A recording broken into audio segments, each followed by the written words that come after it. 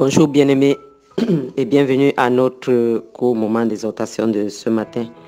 Nous prions éternel notre Dieu, nous te rendons d'infinies grâces Seigneur. Nous te disons merci parce que tu es un Dieu tellement bon. Père, tu nous parles et tu nous parles encore. Tu ne nous abandonnes pas. Tu nous suis au quotidien, à tout instant. Tu nous préserves. Tu pourvois en toutes choses. Tu nous conduis et tu nous diriges. Tu prends soin de nous comme de la prunelle de ton œil. Nous sommes la prunelle de ton œil. Nous te bénissons, éternel notre Dieu. Tu as dit tel tu es, tel nous sommes. Tu as dit que nous sommes éternels parce que tu es éternel.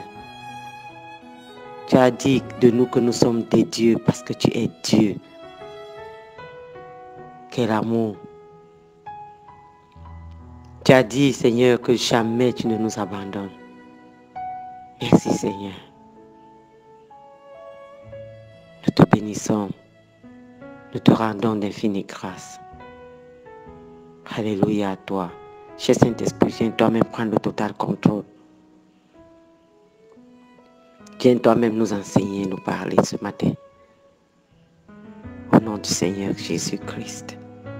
Amen. Bien-aimés, ce matin, nous allons lire la Bible dans Éphésiens 4. Nous allons lire Éphésiens 4. Et nous allons lire Éphésiens 4 du premier verset au verset 6.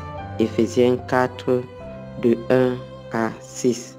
Nous allons parler de l'unité d'esprit.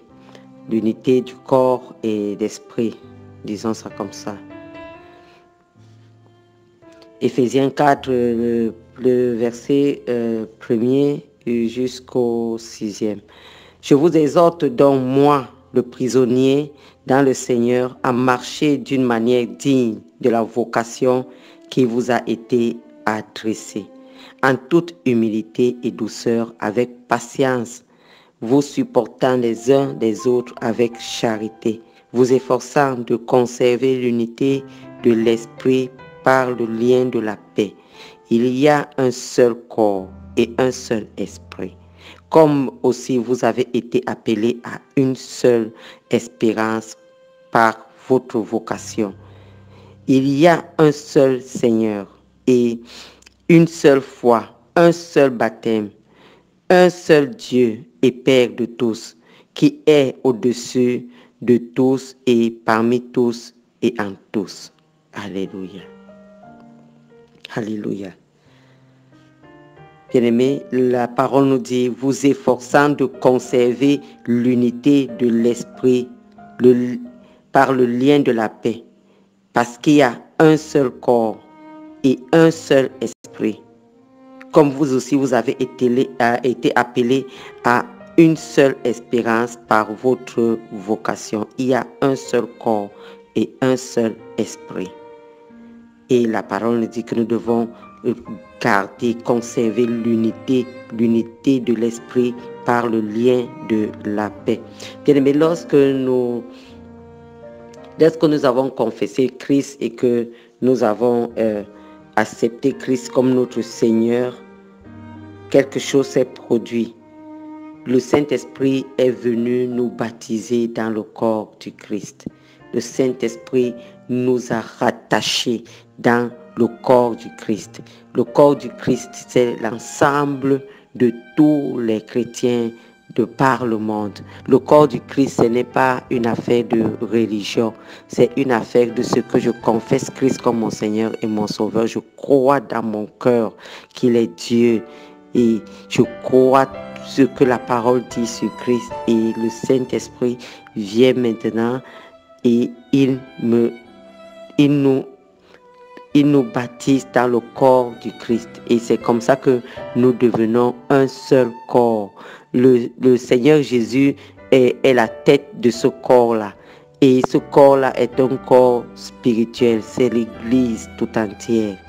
Le rassemblement de toutes ces personnes-là qui ont accepté Christ comme leur Seigneur et leur Sauveur. Alléluia. Et parce que nous sommes un seul corps, Christ ne saurait avoir un corps divisé en lui-même.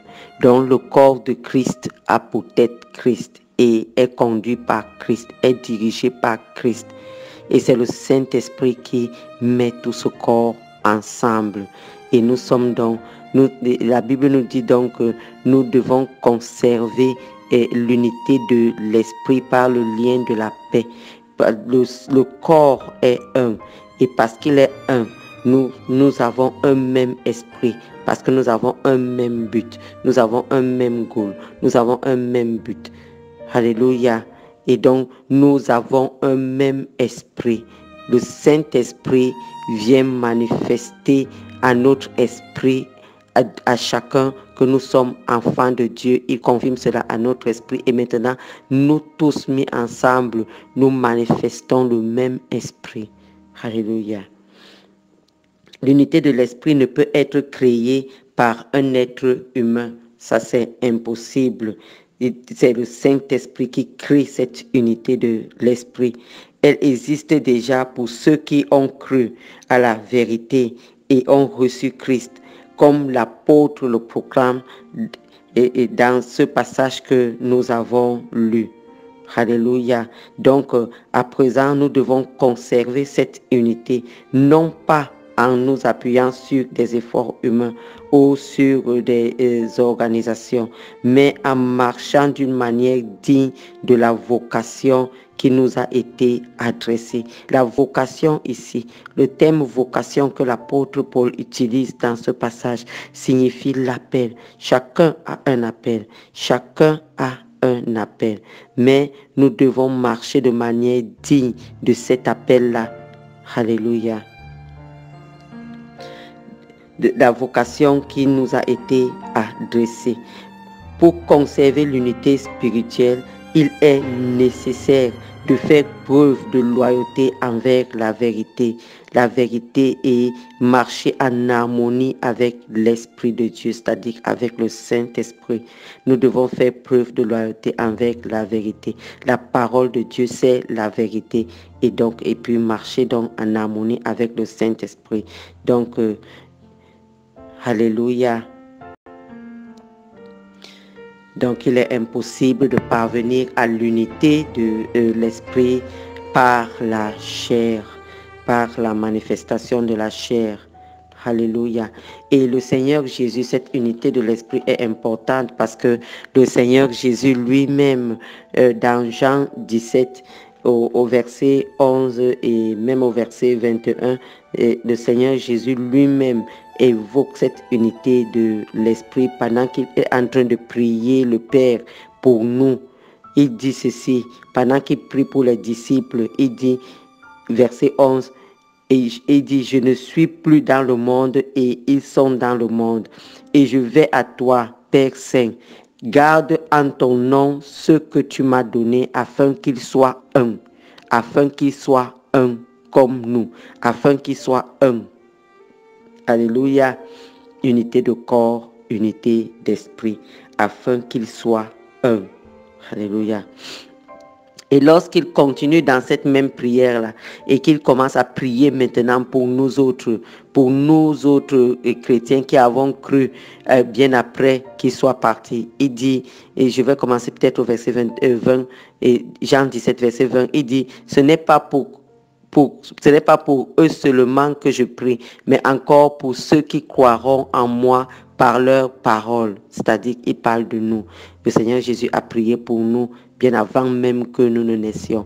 Et il continue donc au verset 21 qui nous intéresse. Le Seigneur Jésus dit quoi dans sa prière? Il dit, afin que tout soit un, comme toi, Père, tu es en moi et comme je suis en toi, afin que aussi soit un en nous pour que le monde croie que tu m'as envoyé.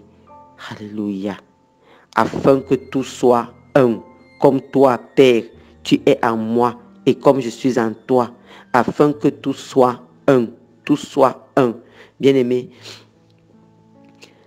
ce lien de la perfection-là, ce lien de la perfection est capital et est important pour le corps du Christ. Le corps du Christ, doit manifester le même esprit et doit conserver cette unité de l'esprit au travers de la paix que ce corps manifeste. Le corps de Christ ne saurait être divisé. Donc toute personne qui amène les divisions dans le corps du Christ n'est que le fils de la perdition, n'est que le fils du diable. Mais le corps du Christ est régi par le Saint-Esprit et c'est le Saint-Esprit qui nous enseigne et qui nous impacte et qui nous met dans une paix, qui nous donne la paix nécessaire pour demeurer et conserver ce corps dans l'unité. Alléluia. Bien-aimé, j'espère vraiment que j'ai communiqué et que quelqu'un a compris quelque chose ce matin.